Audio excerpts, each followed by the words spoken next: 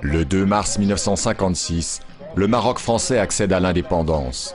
Face à la montée des revendications nationalistes et la multiplication des attentats en Afrique du Nord, la France avait rappelé le sultan marocain exilé et renoncé au protectorat.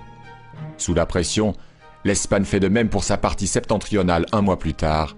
Le Maroc retrouve sa souveraineté, une souveraineté que la monarchie alaouite va confisquer à son profit.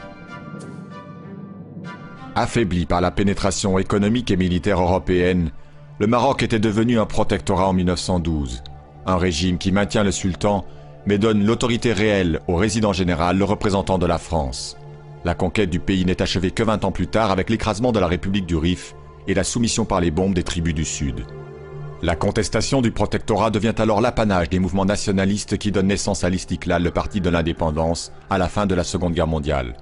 Mais le mouvement est réprimé, ses dirigeants emprisonnés, et le sultan incarne bientôt à lui seul la résistance à l'administration coloniale. Exilé en 1953, il devient le symbole du nationalisme. 2 ans plus tard, alors que les manifestations se multiplient et que les troubles s'aggravent, Paris accepte finalement l'indépendance marocaine et négocie avec les dirigeants nationalistes. Mais après le retour triomphal du sultan, le gouvernement français parie sur la monarchie alaouite pour préserver ses intérêts et lui transfère tous les pouvoirs à l'indépendance.